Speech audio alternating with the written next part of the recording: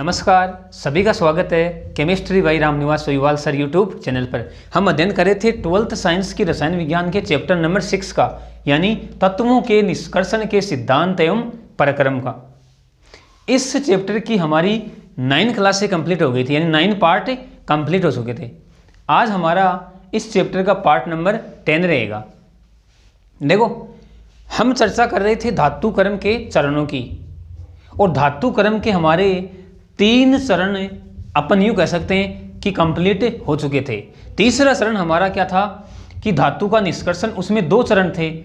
सांद्रित अयस्क का धातु ऑक्साइड में परिवर्तन और धातु ऑक्साइड का अशुद्ध धातु में अपचयन। इसकी चर्चा हमने पिछले वीडियो में की थी। आज देखो, लगातार उसी कड़ी में हमारा इस आज के वीडियो का टॉपिक है, वो है धातु क्रम का ऊष्मागतिकी सिद्धांत। यानी अपन यूँ कह सकते हैं कि ये जो टॉपिक है ये धातु ऑक्साइड के अपचयन से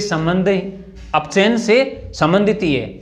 यानी ये कोई नया टॉपिक नहीं है, धातु क्रम का ऊष्मागतिकी सिद्धांत। यानी अपन यूँ कह सकते हैं कि धातु ऑक्साइड का हमने धातु में क्या करवाया था, अपचयन करवाया था। यानी अपन कह सकते हैं कि ये हमारे पास धातु ऑक्साइड है और इसका हमने धातु में क्या करवाया, अपचयन। ये है धातु ऑक्साइड। समझना बात को। देखो, धातु क्रम का ऊष्मागतिकी सिद्धांत हमें क्या बताता है। धातु ऑक्साइड ये है धातु, और यहाँ पे अपचायक जैसे कार्बन है या कार्बन मोनोऑक्साइड है या फिर कोई मेटल है। यानी हम अपचायक के रूप में कार्बन ले सकते हैं, कार्बन मोनोऑक्साइड ले सकते हैं, या कोई अन्य धातु भी ले सकते हैं। यानी किसी अन्य धातु के द्वारा भी धातु ऑक्साइड का धातु में अपचयन हो जाता है। अब देखो, हम अपचयन करवा रहे हैं तो हमें यहाँ पे हीट देनी होगी। भाई अपन ये तो कहते हैं कि धातु ऑक्साइड को किसी अपचायक के साथ उच्च ताप पर गर्म करने पर उसका धातु में अपचयन हो जाता है। इसका अध्ययन हमने पिछले वीडियो में कर लिया। तो हीट दे रहे हैं, ताप दे रहे हैं। अब जहाँ हीट आती है इसका मतलब थर्मोडायनेमिक्स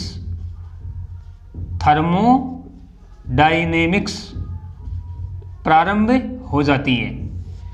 यानी बात सीधी सी है कि हमने धातु ऑक्साइड का किसी अपचायक की उपस्थिति में ताप देकर उसका अपचयन करवा दिया। ताप देंगे, ऊष्मा देंगे तो उसका अपचयन धातु में हो जाएगा। अब हीट है, इसका मतलब ऊष्मा जहाँ है वहाँ पे ऊष्मागतिकी लागू होती है। और यही हमारी हेडिंग है कि धातु क्रम का ऊष्मागतिकी सिद्धांत।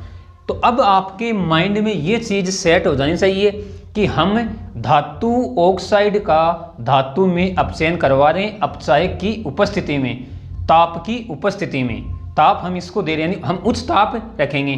तो यहाँ पर इसके लिए, यानी धातु ऑक्साइड का धातु में अपचयन के लिए ऊष्मागतिकी सिद्धांत लागू होता है। ये बात आपके माइंड में सेट हो जानी चाहिए। अब देखो, हम क्या कह सकते हैं, हम कह सकते हैं कि धातु वह प्रक्रम जिसमें धातु ऑक्साइड को अपचायक के साथ उच्च ताप पर गर्म करके धातु में परिवर्तित किया जाता है, उस प्रक्रम को हम क्या कहते हैं, पायरो धातु क्रम। यानी हम कह सकते हैं कि वह प्रक्रम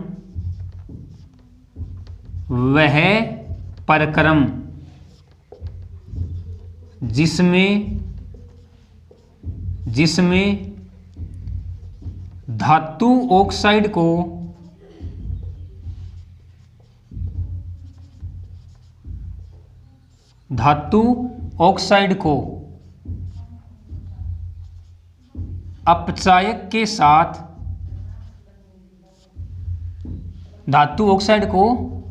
अपचायक के साथ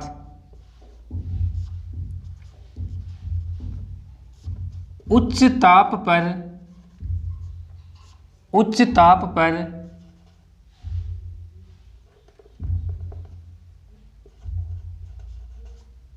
गर्म करके धातु में अपचयित किया जाता है। समझना बात को, धातु में अपचयित, धातु में अपचयित किया जाता है।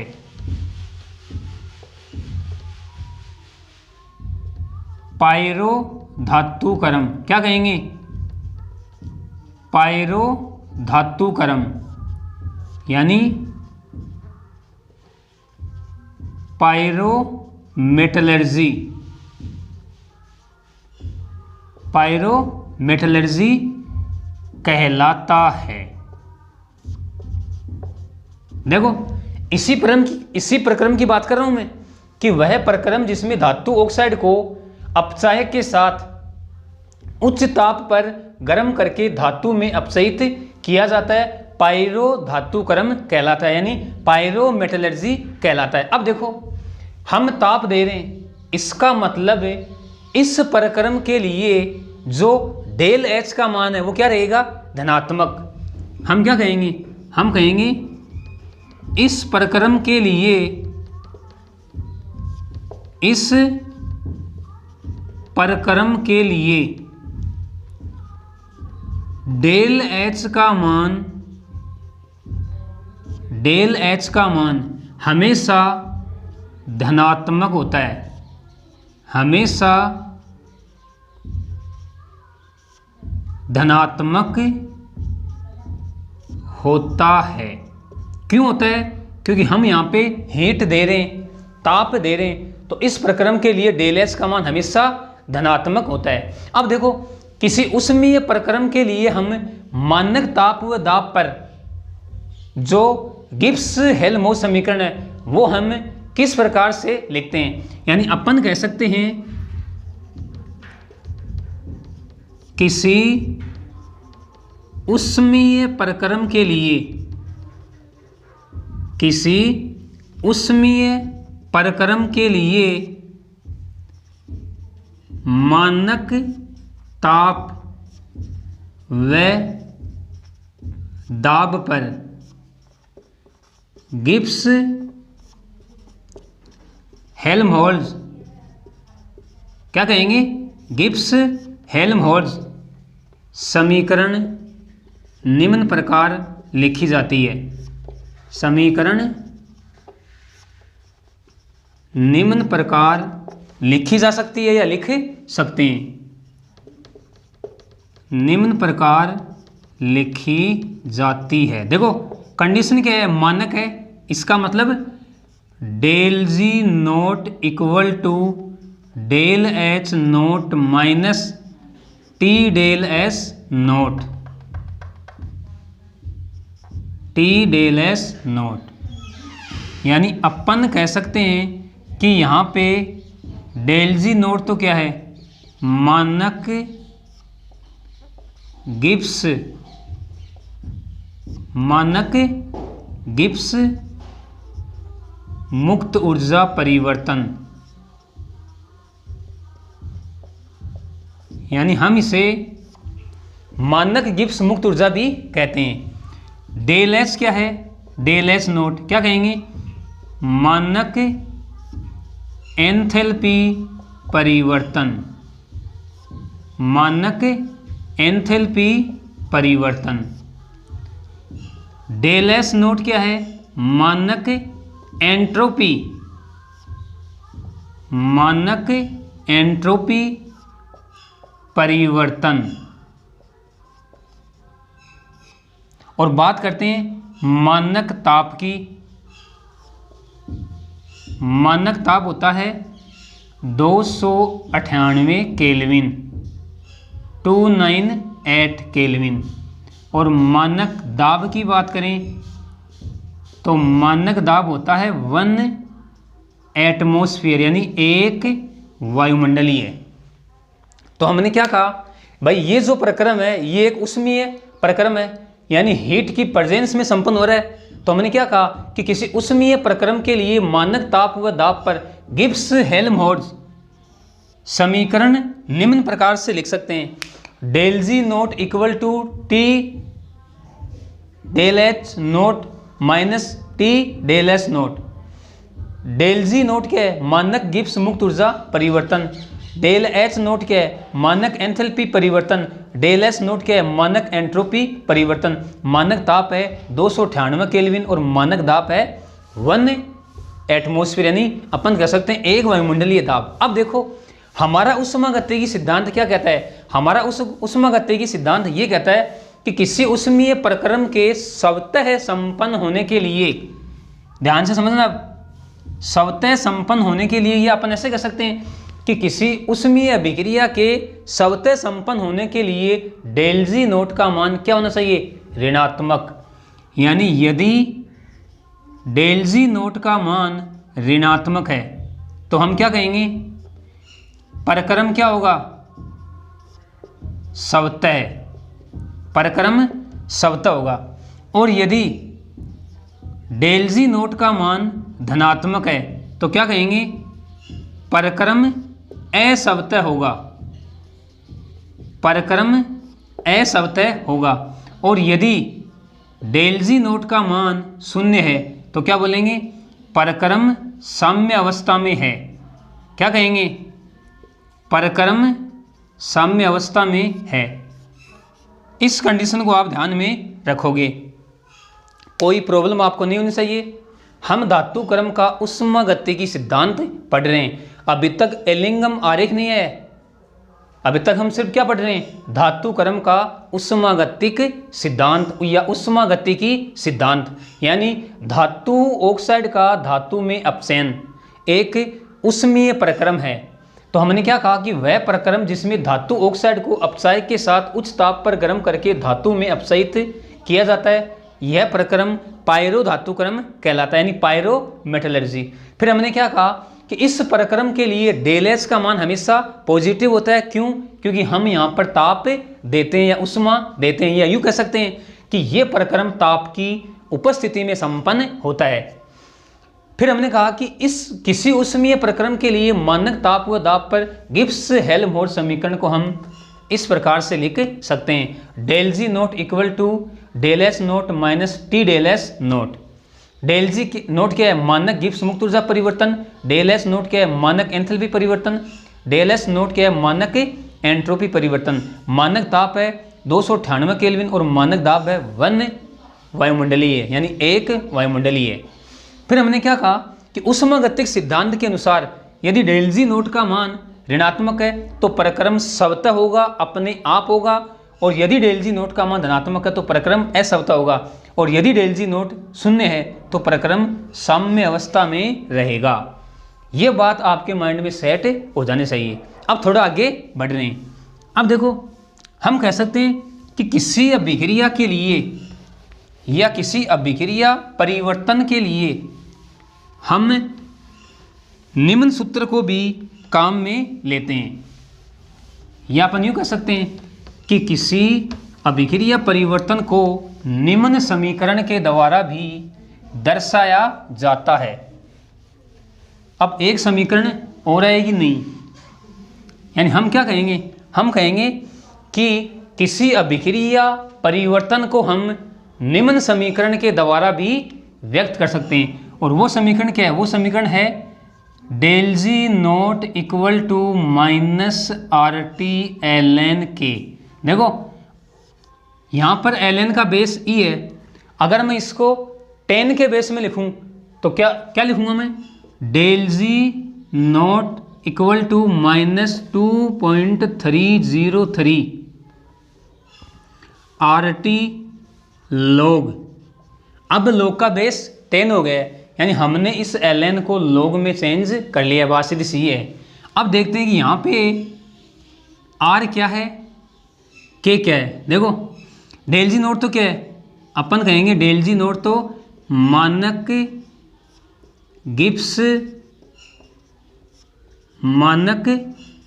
मुक्त ऊर्जा परिवर्तन है, मानक गिब्स मुक्त ऊर्जा परिवर्तन। बात करते हैं आर की। आर क्या है? गैस स्थिरांक। आर क्या है? गैस स्थिरांक। टी क्या है? तापमान। टी क्या है? तापमान। और के क्या है? साम्य स्थिरांक। साम्य स्थिरांक। अब देखो इस समीकरण से हमें डेल जी का ऋणात्मक मान चाहिए, तो उसके लिए क्या कंडीशन आवश्यक है, यानी इस के का मान बढ़ना चाहिए। जितना के का मान बढ़ेगा उतना ही डेल जी का मान हमें ऋणात्मक प्राप्त होगा। के की बात करें अपन, के क्या है देखो यहाँ पे, यानी अगर के लिखूँ मैं तो के क्या लिखते हैं अपन कि उत्पादों की सांद्रता अपॉन अभिकारकों की सांद्रता, और ये तो लिखते हैं अपन। तो इसका मतलब ये हुआ कि के का अधिक मान हमें कब प्राप्त होगा, या अपन ऐसे कह सकते हैं कि के का मान यहाँ पर धनात्मक होना चाहिए। क्या होना चाहिए? धनात्मक। यानी के का धनात्मक मान कब होगा? जब यहाँ पर m की सांद्रता बढ़ेगी। और m की सांद्रता कब बढ़ेगी? जब ये प्रक्रम अग्र दिशा में संपन्न होगा। इंपॉर्टेंट तथ्य आपको बता रहा हूँ, इंपॉर्टेंट स्टेटमेंट। के का मान हमें धनात्मक चाहिए। क्यों? क्योंकि के का मान धनात्मक होगा तो हमारे पास डेल जी का मान ऋणात्मक प्राप्त होगा। ऋणात्मक प्राप्त होगा तो हमारा प्रक्रम स्वतः संपन्न होगा। के का मान धनात्मक करने के लिए हमें m का मान, या अपन कह सकते हैं कि m की सांद्रता लगातार बढ़नी चाहिए। और लगातार कब बढ़ेगी? जब ये प्रक्रम अग्र दिशा में, या अपन ऐसे कह सकते हैं कि ये अभिक्रिया अग्र दिशा में संपन्न होगी। तो यहाँ से हम निष्कर्ष रूप में क्या कह सकते हैं? यहाँ से हम निष्कर्ष रूप में ये इस प्रकार से कह सकते हैं कि यदि अभिक्रिया अग्र दिशा में संपन्न होती है, समझना, तो साम्य स्थिरांक के का मान धनात्मक प्राप्त होगा तथा डेल जी नोट का मान ऋणात्मक प्राप्त होगा। स्टार लगा कि इसको लिख लो। क्या कहेंगे? यदि अभिक्रिया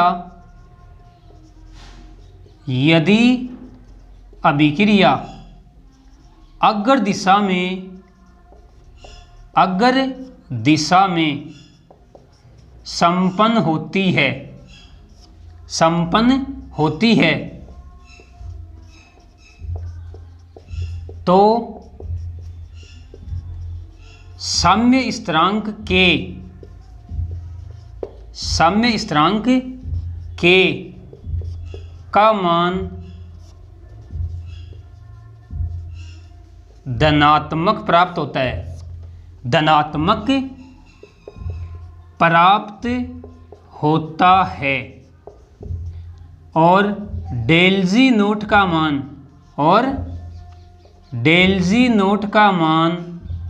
ऋणात्मक प्राप्त होता है। डेल जी नोट का मान ऋणात्मक प्राप्त होता है। तो दोनों समीकरणों को आप ध्यान में रखोगे। Del G naught equal to -2.303 RT log के, और इससे पहले मैंने आपको क्या बताया? गिब्स हेल्महोल्ट्ज समीकरण। Del G naught equal to del H naught minus T del S naught. दोनों समीकरणों को आप ध्यान में रखोगे। अब देखो, अब हम बात करते हैं कि धातु ऑक्साइड के अपचयन में अपचायकों की क्या भूमिका है, यानी हम अपचायक क्यों लेते हैं। अब आप इस बात को ध्यान से समझेंगे। यानी अब हम हेडिंग लगा सकते हैं, छोटी सी हेडिंग, धातु ऑक्साइड। क्या कह सकते हैं? धातु ऑक्साइड के अपचयन में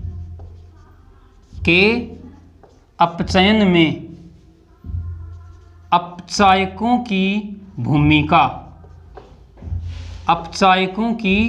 भूमिका, ये ऐसे कह सकते हैं अपचायकों का योगदान। यानी ऐसा क्या करते हैं अपचायक कि हम धातु ऑक्साइड के अपचयन में उनकी उपस्थिति लेते हैं। देखो एक एग्जाम्पल से इसको समझते हैं। देखो हमारे पास आयरन का ऑक्साइड है और मैं इसको बिना अपचायक की उपस्थिति में गर्म कर रहा हूँ। ये ऐसे मान लो कि मैं इसका अपचयन करवा रहा हूँ, तो क्या बनेगा यहाँ पे Fe+12O2, और इसके लिए जो डेल जी का मान है वो आता है +40। दूसरी अभिक्रिया ले रहा हूँ मैं कार्बन की अभिक्रिया मैं करवा रहा हूँ 12O2 के साथ। तो यहाँ पे क्या बन रहा है CO कार्बन मोनोऑक्साइड, और इसके लिए डेल जी का मान होता है -100। कितना होता है? -100। अब देखो इस आयरन के ऑक्साइड का हमने बिना अपचायक की उपस्थिति में अपचयन करवाया, यानी इसको गर्म किया, तो ये Fe प्लस हाफ O2 में टूट गया। और प्रयोगों के द्वारा जब इसके लिए डेल जी का मान देखा गया, एक्सपेरिमेंट के द्वारा ऑब्जर्वेशन किया गया, तो इनके इसके लिए डेल जी का मान +40 प्राप्त हुआ। अब देखो डेल जी का मान धनात्मक है यहाँ पे, इसका मतलब क्या कहेंगे कि यह असवतय परक्रम है। क्या है? असवतय परक्रम। और इस अभिक्रिया के लिए प्रयोग से जब डेल जी का मान ज्ञात किया गया तो कितना प्राप्त हुआ? -100। इसका मतलब यह क्या है? यह स्वतः परक्रम है, यानी ये अपने आप संपन्न हो जाएगा। अब यदि इन दोनों अभिक्रियाओं को मिक्सअप कर दिया जाए, यानी दोनों को मिला दिया जाए, तो एक समग्र अभिक्रिया प्राप्त होगी। कौन सी होगी? देखो हाफ O2 से हाफ O2 कैंसिल, यानी समग्र अभिक्रिया होगी FeO + C, Fe + CO। अब देखो इस समग्र अभिक्रिया के लिए जब हम डेल जी का मान ज्ञात करते हैं तो कितना आता है? देखो +40 और -100 यानी -60। तो इसका मतलब ये समग्र अभिक्रिया अपने आप संपन्न हो जाती है। ये ऐसे कह सकते हैं कि ये एक स्वतः परक्रम अभिक्रिया है। तो अपचायक ने क्या किया, यानी यहाँ पर इस कार्बन ने इस FeO का Fe में अपचयन कर दिया, यानी ये कार्बन यहाँ पे अपचायक का कार्य कर रहा है। और इसने वास्तव में किया क्या? हम कह सकते हैं कि इसने अभिक्रिया के लिए डेल जी के मान को ऋणात्मक बना दिया। क्या बना दिया? ऋणात्मक। ये ऐसे कह सकते हैं कि अपचायक अभिक्रिया को स्वतः परिवर्तित बना देते हैं। यानी निष्कर्ष के रूप में आप लिख सकते हो यहाँ पे अपचायकों की भूमिका में आप एक छोटा सा स्टार लगा के लिख सकते हो। क्या लिखोगे? हम कह सकते हैं कि अपचायक किसी अभिक्रिया में, क्या कह सकते हैं? स्टार लगा के लिखो आप। अपचायक किसी अभिक्रिया में, या ऐसे कह सकते हैं किसी अभिक्रिया के लिए डेल जी का मान ऋणात्मक कर देते हैं।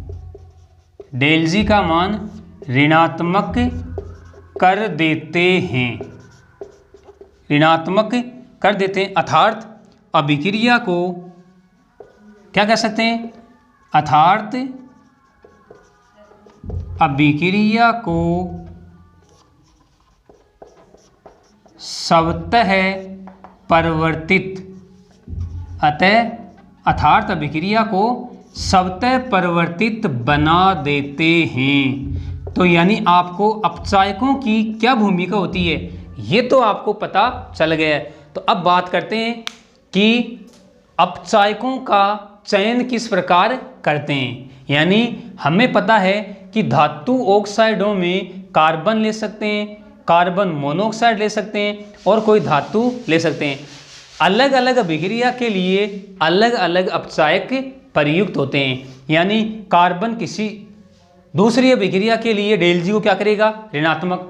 कार्बन मोनोऑक्साइड किसी अन्य अभिक्रिया के लिए डेल जी को क्या करेगा? ऋणात्मक। और इसी प्रकार धातु है तो वो किसी अन्य अभिक्रिया के लिए डेल जी के मान को ऋणात्मक करते हैं। तो ओवरऑल अपन ये कह सकते हैं कि अब हम अपचायकों का चयन किस प्रकार करेंगे। लगातार बने रहिए, मैं आपको ले जा रहा हूँ एलिंगम आरेख की तरफ। तो अब हमारी हेडिंग क्या रहेगी? अपचायकों के लिए एलिंगम आरेख या अपचायकों के चयन हेतु एलिंगम आरेख। तो बने रहिए आप लगातार। अब हमारी हेडिंग क्या रहेगी? अपचायकों के चयन हेतु एलिंगम आरेख। यानी हमने धातु क्रम का जो उष्मागतिक सिद्धांत है वो हमने देख लिया। अब हम धातु ऑक्साइड के अपचयन के लिए जो अपचायक होते हैं उनका चयन किस प्रकार करते हैं।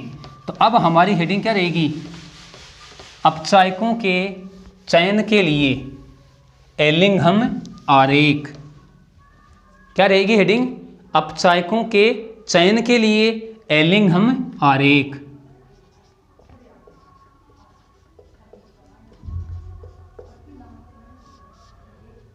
अपचायकों के चयन के लिए एलिंघम आरेख। देखो सबसे पहले तो आपके माइंड में ये बात सेट होनी चाहिए कि हमने धातु क्रम का भी उष्मागतिकी सिद्धांत पढ़ा है, वो हमने पढ़ा है धातु ऑक्साइड से धातु में अपचयन के लिए, और अब हम पढ़ रहे हैं अपचायकों के चयन के लिए एलिंघम आरेख। तो सबसे पहले तो आपको ये पता होना चाहिए कि ये आरेख बनता किसके लिए है। तो ये आरेख बनता है, इंपॉर्टेंट बात आपको बता रहा हूँ, तत्वों के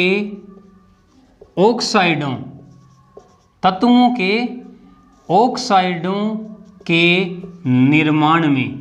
सबसे पहले अपने माइंड में आप ये बात सेट कर लो कि एलिंघम आरेख किनके लिए बनता है, तत्वों के ऑक्साइडों के निर्माण के लिए। अब तत्व धातु भी हो सकता है और अधातु भी हो सकता है। धातु होगा तो धातु ऑक्साइड का निर्माण होगा, अधातु होगा तो अधातु ऑक्साइड का निर्माण होगा। यानी अपन यूं कह सकते हैं कि तत्वों के ऑक्साइडों, क्या कहेंगे, तत्वों के ऑक्साइडों के निर्माण में गिब्स मुक्त ऊर्जा परिवर्तन के लिए सर्वप्रथम एक वैज्ञानिक था HJT, उसने आरेख निरूपण किया। इसीलिए इन आरेखों को उनके सम्मान में क्या कहते हैं, एलिंघम आरेख। यानी क्या कहेंगे, हम कहेंगे तत्वों के ऑक्साइडों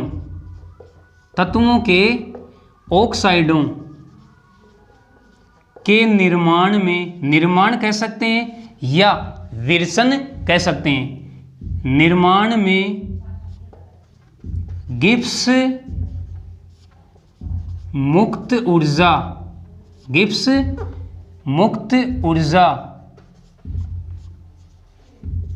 के लिए सर्वप्रथम, समझना बात को, इंपॉर्टेंट स्टेटमेंट आ रहा है, सर्वप्रथम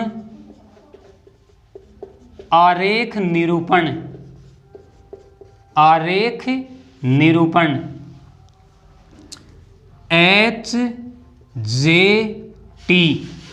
HJT एलिंघम ने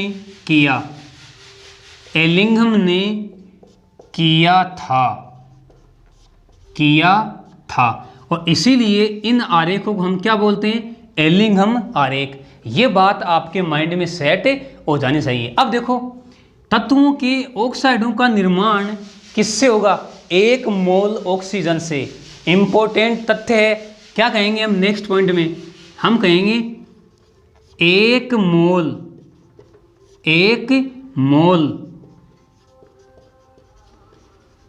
ऑक्सीजन, 1 मोल ऑक्सीजन से विभिन्न तत्वों के ऑक्साइडों, भाई धातु होगा तो धातु ऑक्साइड, अधातु होगी तो अधातु होगा, तो विभिन्न तत्वों के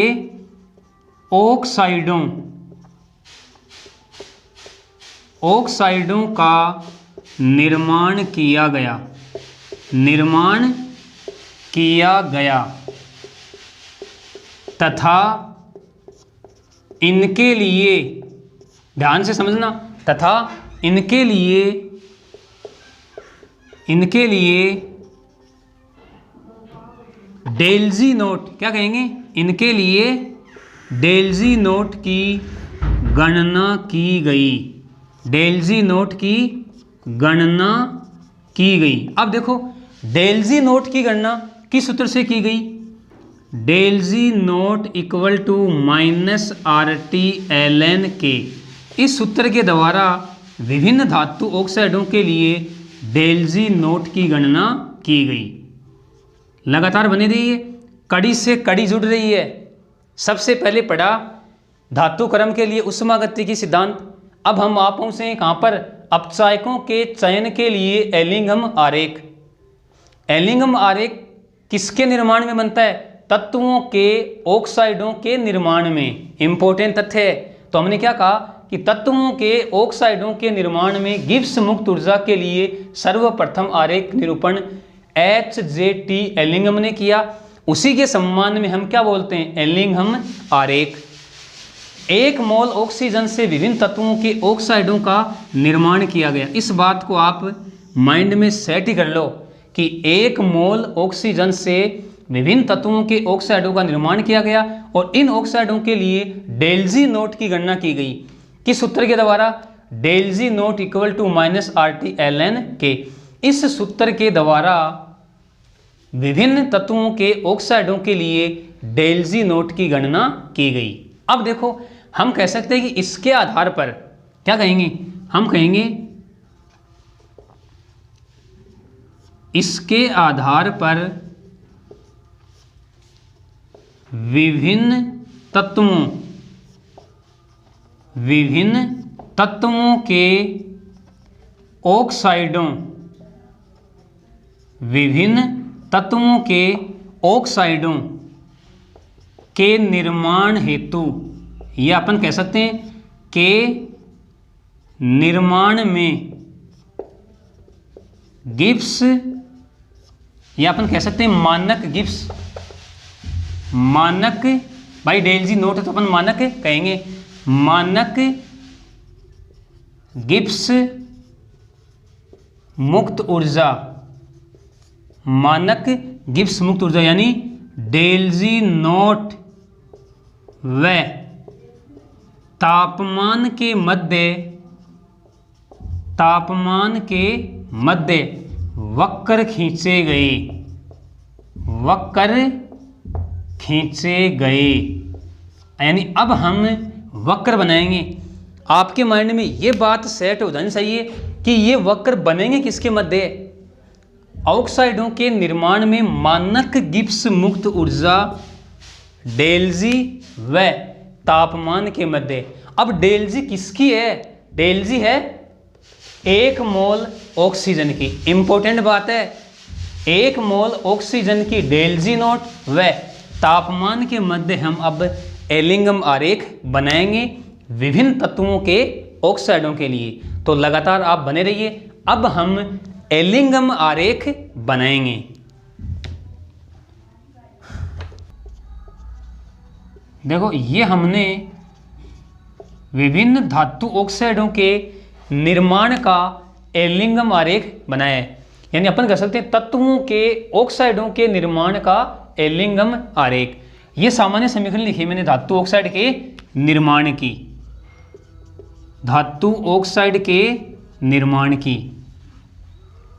ये मेटल है, ये O2 है और ये धातु ऑक्साइड है। ये सॉलिड स्टेट में है, ये गैसियस स्टेट में और ये सॉलिड स्टेट में है। अब देखो पहले आप इसको समझो, एलिंघम आरेख को समझने से पहले आप इसको समझो। देखो यहाँ पर ठोस है, मेटल, ऑक्सीजन गैस है। इसका मतलब हमें पता है कि ठोस की एंट्रोपी तो क्या होती है, लगभग न के बराबर होती है। और जो ऑक्साइड बना है वो भी किस अवस्था में बना है, सॉलिड स्टेट में। इसका मतलब अपन कहेंगे कि अभिक्रिया से पहले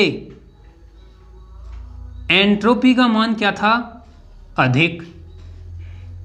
लेकिन जब अभिक्रिया हो गई, ऑक्साइड का निर्माण हो गया, उसके बाद में डेल एस का मान क्या हो गया, कम हो गया। अब देखो हमारे पास समीकरण क्या है, समीकरण है del G equal to del G naught equal to del H naught minus T del S naught. अब देखो समझना आप, यानी पहले एंट्रोपी अधिक थी, बाद में एंट्रोपी क्या होगी, कम। इसका मतलब एंट्रोपी का मान क्या हो गया, नेगेटिव। और ये नेगेटिव यानी पॉजिटिव, यानी अपन क्या कहेंगे कि डेल जी नोट का मान क्या आ रहा है, धनात्मक। इसका मतलब ये हुआ कि अभिक्रिया पहले तो डेल जी के ऋणात्मक मानों के लिए है, या अपन ऐसे कह सकते हैं कि अभिक्रिया के लिए पहले तो डेल जी का ऋणात्मक मान है, लेकिन फिर जैसे जैसे अभिक्रिया संपन्न हुई वैसे वैसे डेल जी का मान क्या हो गया, यानी अपन कह सकते हैं कि उच्च ताप पर डेल जी का धनात्मक मान प्राप्त हो रहा है। इसीलिए देखो अधिकांश वक्र सरल रेखा में ऊपर की तरफ हैं, तो इनका रीजन मैंने आपको बता दिया है। अब बात करते हैं कि ये एलिंगम आरेख किस किस के मध्य बनाया गया है। तो मैंने क्या लिखा है, ऑक्सीजन की डेल जी नोट यानी ऑक्सीजन की मानक गिब्स मुक्त ऊर्जा परिवर्तन या मानक गिब्स मुक्त ऊर्जा किलो जूल पर मोल में है। इधर है तापक्रम, डिग्री सेंटीग्रेड में मैंने तापक्रम को दिखाया है। यहाँ पर 0 डिग्री सेंटीग्रेड ताप है, यहाँ पर 400 degree centigrade, 800 degree centigrade, 1200 degree centigrade, 1600 degree centigrade और 2000 डिग्री सेंटीग्रेड। इधर क्या है देखो, सारे डेल जी नोट के मान माइनस में, क्योंकि हम धनात्मक मानों की चर्चा तो हम कर ही नहीं रहे, हमें तो डेल जी का ऋणात्मक मान चाहिए। तो देखो -1100, -1000, -900, -800, -700, -600, -500, -400, -300 और -200 और -100, यानी डेल जी नोट के मान ऋणात्मक मान हैं। अधिकांश आरेख सरल रेखा में ऊपर की तरफ हैं। कारण मैंने आपको बता दिया कि पहले एंट्रोपी परिवर्तन है वो अधिक होता है और बाद में एंट्रोपी परिवर्तन कम हो जाता है, जिसकी वजह से डेल एस नोट का मान नेगेटिव हो जाता है और ये नेगेटिव पॉजिटिव, यानी ओवरऑल डेल जी नोट का मान उच्च तापों पर धनात्मक हो जाता है। इसीलिए अधिकांश आरेख क्या कहेंगे कि सरल रेखा में ऊपर की तरफ हैं। अब देखो नीचे आरेख है mg का, हम एक एग्जाम्पल से भी इस बात को समझते हैं।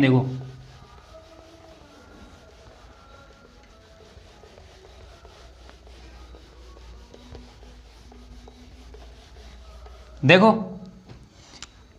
अभिक्रिया है 2mg plus O2, 2mg plus O2 क्या बन रहा है 2MgO। हमें पता है मैग्नीशियम सॉलिड स्टेट में, ऑक्सीजन गैसियस स्टेट में, और जो MgO बना है ये भी सॉलिड स्टेट में। तो देखो इसकी एंट्रोपी न के बराबर, इसकी एंट्रोपी भी न के बराबर, यानी यहाँ पर एंट्रोपी अधिक थी पहले, लेकिन बाद में एंट्रोपी क्या हो गई, कम हो गई। तो डेल एस का मान क्या हो गया, नेगेटिव। डेल एस का मान नेगेटिव हो जाने के कारण अपन कहेंगे कि ये नेगेटिव और ये नेगेटिव यानी पॉजिटिव, यानी ओवरऑल डेल जी नोट का जो मान है वो हमें धनात्मक प्राप्त होता है। लेकिन एक आरेख ऐसा है जो सरल रेखा में नीचे की तरफ है, और वो आरेख किसका है, वो है 2C प्लस O2 बन रहा है 2CO। देखो यहाँ पर देखो आप कि इसका नीचे की तरफ आरेख क्यों आया, इसकी बात करते हैं। ये है गैस अवस्था में, ये सॉलिड में, और ये भी गैस अवस्था में। अब देखो यहाँ पर गैस अवस्था में एक अणु है, या अपन कह सकते हैं 1 मोल है, जबकि यहाँ पर 2 मोल हैं। इसका मतलब पहले की बजाय बाद में एंट्रोपी का मान क्या है, अधिक।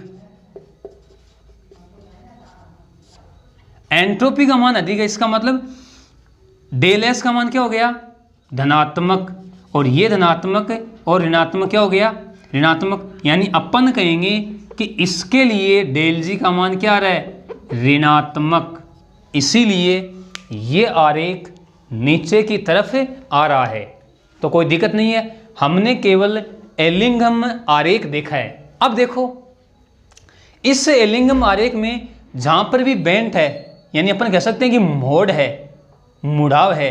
देखो ये, यानी ये जो बेंट बिंदु हैं ये अवस्था परिवर्तन को दर्शाते हैं। यानी अपन यूँ कह सकते हैं कि इन पर अवस्था परिवर्तन चेंज हो जाती है। यानी ठोस है तो द्रव हो जाएगी, द्रव है तो ठोस। तो बात सीधी सी है कि ये अवस्था परिवर्तन को दर्शाते हैं। ये तो हुई बात बेंट की।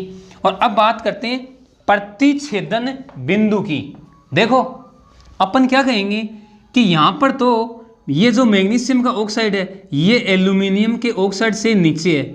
इसका मतलब इसके लिए डेल जी का मान ऋणात्मक ज़्यादा है बजाय एल्यूमिनियम के ऑक्साइड से। तो इसके लिए डेल जी नोट का मान ज़्यादा ऋणात्मक है। तो इसका मतलब मैग्नीशियम का ऑक्साइड एल्यूमिनियम के ऑक्साइड की तुलना में ज़्यादा स्थायी है। लेकिन इस ताप पर देखो, ये जो ताप है इस ताप पर यानी ये एक दूसरे को प्रतिच्छेद कर रहे हैं। और मैग्नीशियम का आरेख तो इधर आ गया और ये रहा एल्यूमिनियम का आरेख। ध्यान से समझोगे आप, बड़ी इंपॉर्टेंट बात बताने वाला हूँ।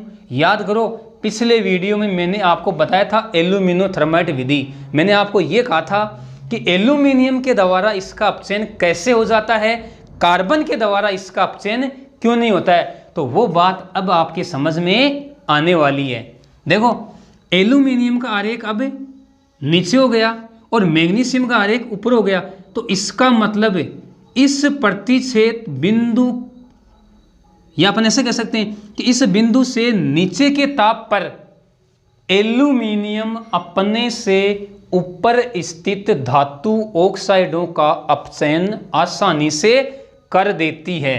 देखो ये आरेख, यानी अब अपन कह सकते हैं कि अब आरेख नीचे किसका है, एल्यूमिनियम का है। सभी आरेख इसके ऊपर हैं। तो एल्यूमिनियम के द्वारा इससे ऊपर स्थित धातु ऑक्साइडों का अपचयन आसानी से हो जाता है।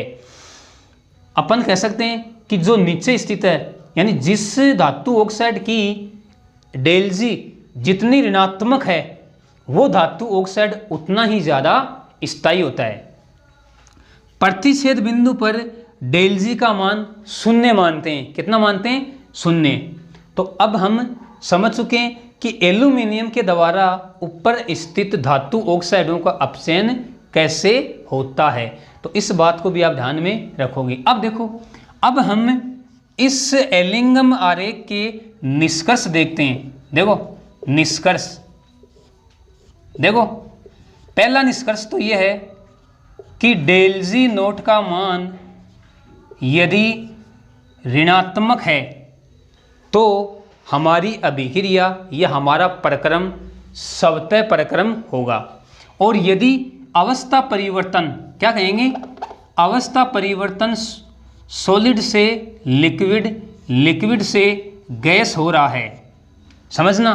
तो देखो इस निकाय में हम क्या कह सकते हैं कि इस निकाय में सॉलिड से लिक्विड, लिक्विड से गैस, हमें पता है सॉलिड की एंट्रोपी कम होती है, लिक्विड की इससे ज़्यादा होती है और गैसों की तो एंट्रोपी सबसे अधिक होती है। अरे एंट्रोपी किसे कहते हैं? अव्यवस्था का माप ही एंट्रोपी कहलाता है। तो अपन कहेंगे कि इस निकाय के लिए डेल एस का मान, डेल एस का मान क्या है? धनात्मक है। भाई बढ़ रही है एंट्रोपी, डेल एस का मान धनात्मक है तो हम क्या कहेंगे कि डेल जी नोट का मान क्या आएगा? ऋणात्मक। अरे भाई हमारे पास समीकरण है del G naught equal to del H naught minus T del S naught. तो इसी की तो बात कर रहे हैं हम कह रहे हैं कि इस निकाय में ये जो परिवर्तन हो रहा है ठोस से द्रव, द्रव से गैस, इसके लिए डेल एस का मान धनात्मक हो रहा है क्योंकि ठोस से द्रव, द्रव से गैस में यानी गैसों की एंट्रोपी सबसे अधिक होती है। इसका मतलब डेल एस का मान क्या हो गया? धनात्मक। ये धनात्मक और ये ऋणात्मक। तो ओवरऑल अपन क्या कहेंगे कि डेल जी नोट का मान क्या आ गया? ऋणात्मक। तो ये तो रहा एलिंगम आरेख का पहला सामान्य निष्कर्ष। दूसरे निष्कर्ष की बात करें अपन, तो अपन दूसरे निष्कर्ष के रूप में क्या कह सकते हैं? हम कह सकते हैं कि यदि किसी निकाय में दो अभिक्रियाएं साथ साथ संपन्न हो रही हैं, क्या कहेंगे? यदि किसी निकाय में दो अभिक्रियाएं साथ साथ संपन्न हो रही हैं और उनका परिणामी क्या कहेंगे, उनका परिणामी डेल जी नोट का मान क्या है, ऋणात्मक है, तो हम कहेंगे वह समग्र अभिक्रिया अग्र दिशा में क्या कहेंगे कि वह समग्र अभिक्रिया अग्र दिशा में संपन्न होगी। क्या बताया मैंने, वापस से मैं आपको बता रहा हूं, यदि किसी निकाय में दो अभिक्रियाएं साथ साथ संपन्न हो रही हैं तथा उनका परिणामी डेल जी का मान ऋणात्मक है तो समग्र अभिक्रिया अग्र दिशा में संपन्न होगी। तीसरे निष्कर्ष के रूप में हम कह सकते हैं कि डेल जी नोट का मान है, क्या कहेंगे कि डेल जी नोट का मान तापक्रम के ऊपर निर्भर करता है। तापक्रम कौन सा, जिस तापक्रम पर धातु ऑक्साइड का धातु में अपचयन होता है उस ताप पर डेल जी नोट का मान निर्भर करता है। तो ये मैंने आपको केवल और केवल एलिंगम आरेख बताया है कि एलिंगम आरेख किस किस के मध्य बनता है, कैसा आरेख बनता है और इस आरेख के सामान्य निष्कर्ष क्या हैं और किस बेस पे एलिंगम आरेख बनता है। अब देखो हम इस एलिंगम आरेख की विवेचना करेंगे किसी अयस्क के उष्मीय अपचयन की संभावना में। डिटेल से हम समझेंगे कि किसी धातु अयस्क के उष्मीय अपचयन में एलिंगम आरेख की क्या भूमिका रहती है, क्या विवेचना रहती है। एक तो अपन ये देखेंगे और एक अपन देखेंगे एलिंगम आरेख की सीमाएं और कमियां, इनका अध्ययन हम नेक्स्ट पार्ट में करेंगे। तो इस आज के पार्ट में हमने केवल अध्ययन किया है धातु क्रम के उष्मागतिक सिद्धांत का, उसके लिए उष्मागतिक रिक्वायरमेंट क्या होती है इसका अध्ययन किया और हमने तत्वों के ऑक्साइडों के निर्माण का एलिंगम आरेख कैसे बनता है, किस किस के मध्य आरेख बनता है और सामान्य निष्कर्ष हमने इसके देखे हैं। तो इस वीडियो के लिए इतना ही। ओके, धन्यवाद।